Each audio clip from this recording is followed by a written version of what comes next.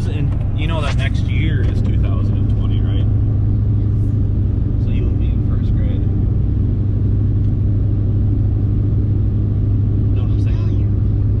I am not. I don't know what you're talking about. No, no, it's not on. It's just holding it. Nope. No lies. Dads are not allowed to lie. It's just part of it. Yeah. Nope. Do you have gym class today? No. It's a Wednesday. Is it? Yeah. Oh. Yesterday was Tuesday. We had dance. Oh yeah, dance classes yesterday. So what do you have today then? Music. What instrument are you playing in music class? We don't really play instruments. You just sing? Like Games? Doesn't sound like music class. games. Huh? That doesn't sound like music class, playing games. Shouldn't you be singing and playing instruments?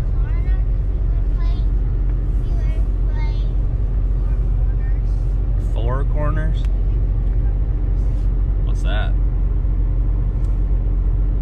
You don't know. You don't know what four corners is, Bria? Alright.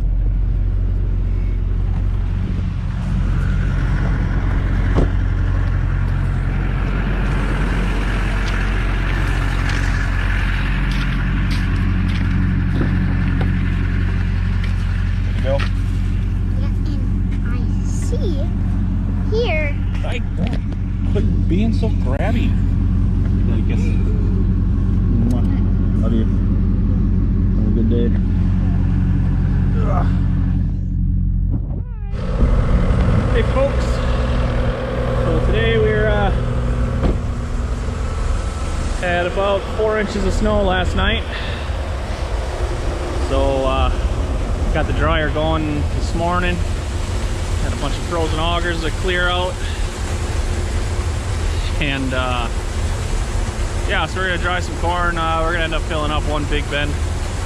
And if I can actually get we got two trailers that are sitting right now full. We'll see if we can get those at least emptied out into the wet bin. That way maybe we can fill that other bin too. They're saying another 5 to 10 tonight, so that's gonna shut us down for a little bit. Maybe we'll be able to get some room made, and once we're able to get back going combining, we'll be able to just stay going, finish up in a day or two. So yeah, right now we're just unloading one semi, got the dryer cooking. We'll get everything rolling pretty quick here. So yeah, fun day today. Who knows if the wind picks up, might be able to get a load or two off yet today. We'll see. Right now it doesn't look very promising, but I got a little bit more snow to clear while the trailer is emptying, and while the dryer's burning to catch up. So that's today, I guess.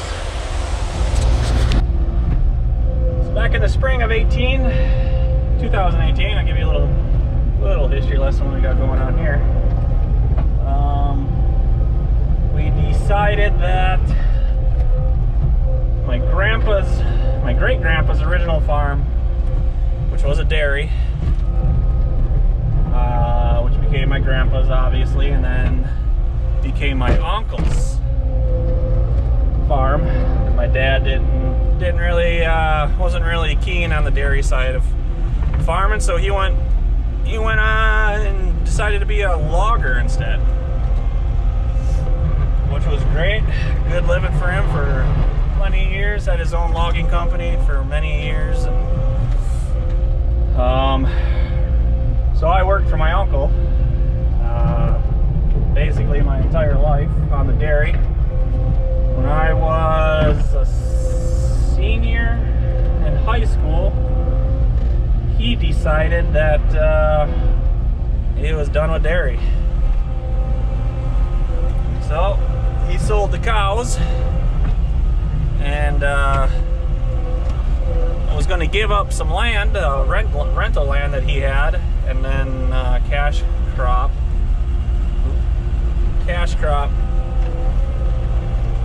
just for the fun of it, and go get a factory job. Well, that being said, my dad heard that that's what he was going to do, and Dad decided that he'd like to get into the grain farming. So my dad and uncle went in together, cash cropping from when I was a senior on, and at that time they only had, between the two of them, I think they only had 500 acres or so. So obviously there was no room for me. I still helped out when I could, but I actually ended up going to college to be an auto body technician, which was great. I started my own auto restoration shop and ran that for 12 years. While Dad and Lee were farming, I was still helping out and field work and planting and harvest and stuff. I'd still help, but majority of the work was on them.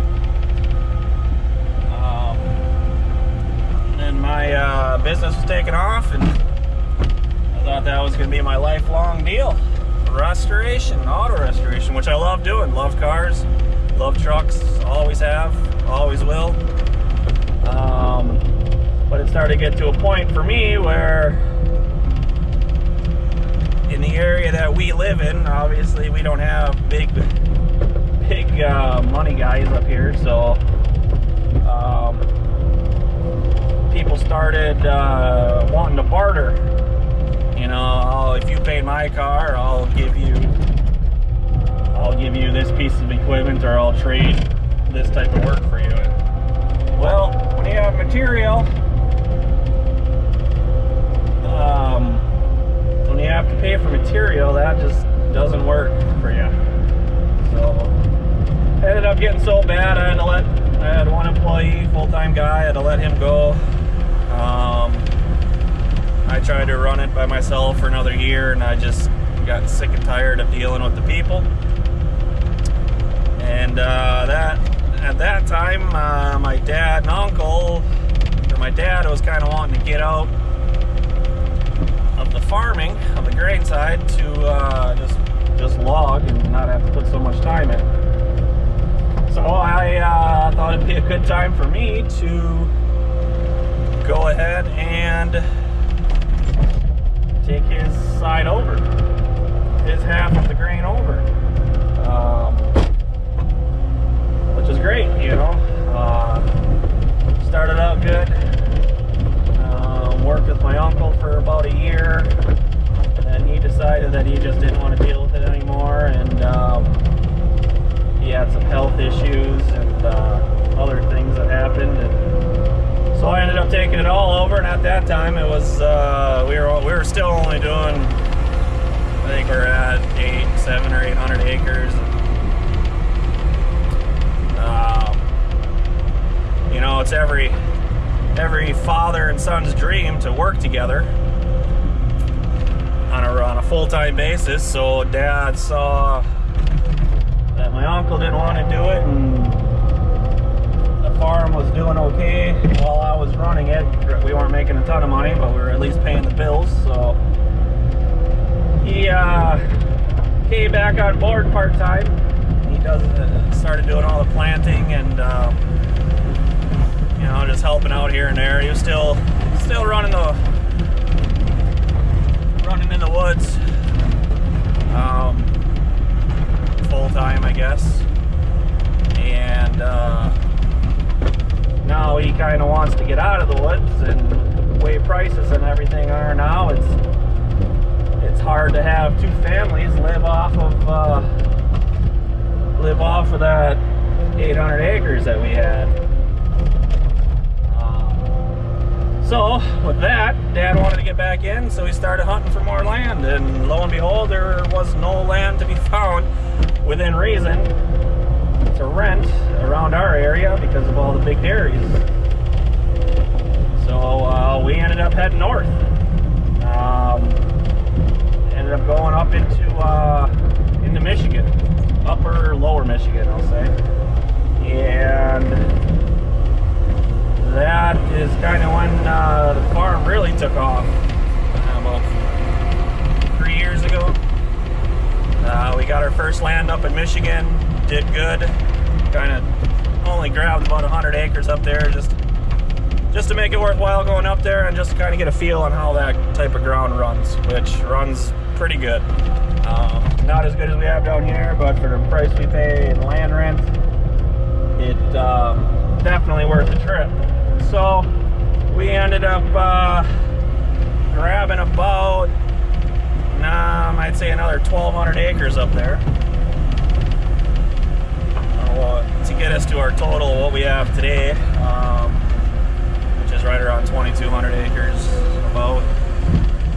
So it's a little history lesson. So I'm technically I am a 1, 2, 3, 4th generation farmer, technically, but I actually, me and Dad decided to build where we are now back in the spring of 2018, just because we basically outgrew my uncle's place, where we still do have 4 bins that we do use over there still. For storage reasons, we got about 45,000 there. Currently on our farm right now, we have 2 decent sized bins of 22,000 bushel each. But that still isn't nearly enough of what we need, so we are contemplating or needing to put up a couple more bins this coming summer.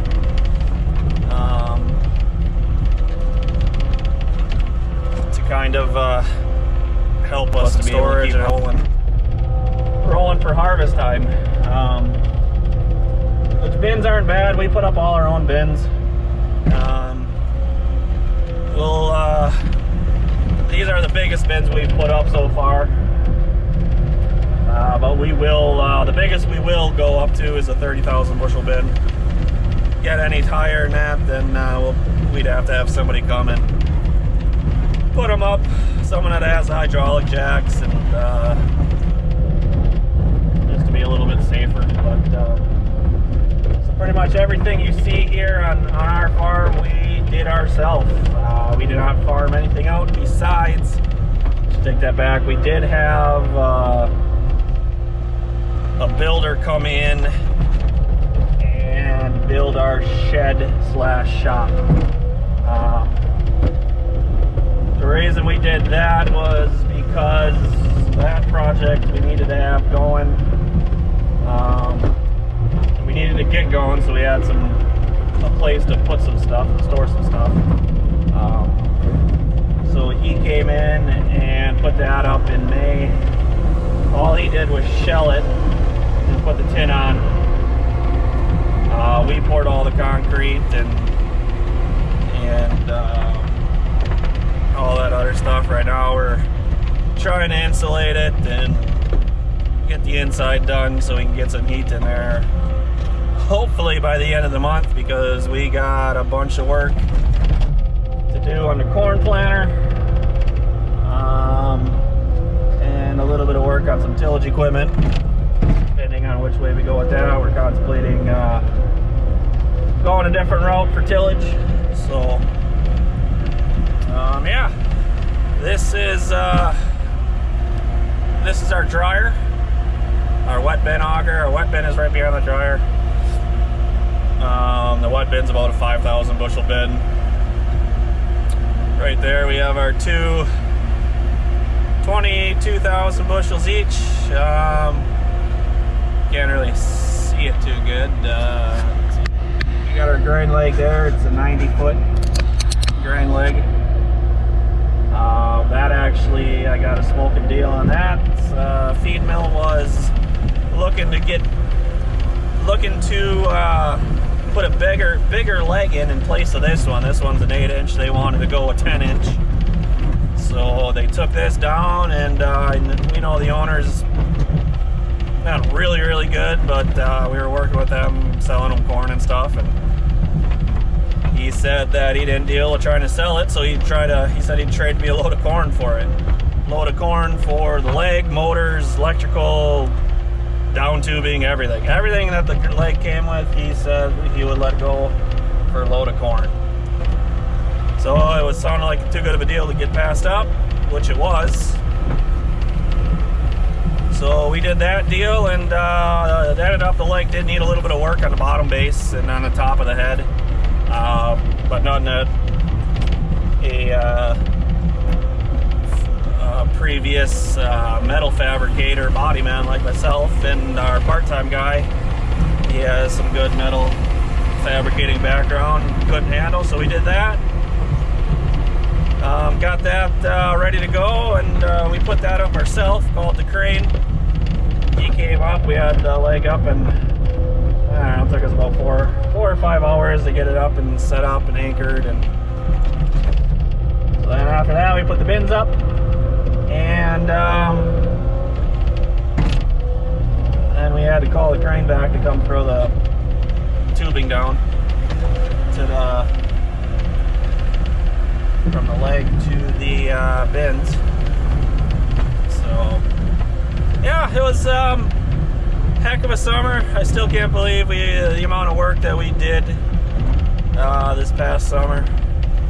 Incredible amount of work. Was still running the farm and having dad still working full-time in the woods. Our part-time guy basically was a full-time guy this summer just to help us get this grain setup going. He's a heck of a guy. Yeah, tell you what, you couldn't ask for a better guy. Anything you ask him to do, he does it. No complaints, and he does it well. One of those guys that all you can do is be thankful that we found him, and that the good Lord provided somebody for us, because we were hurting, looking for help. If we didn't find help, I don't know how much we would have actually gotten done this year. So very thankful for him.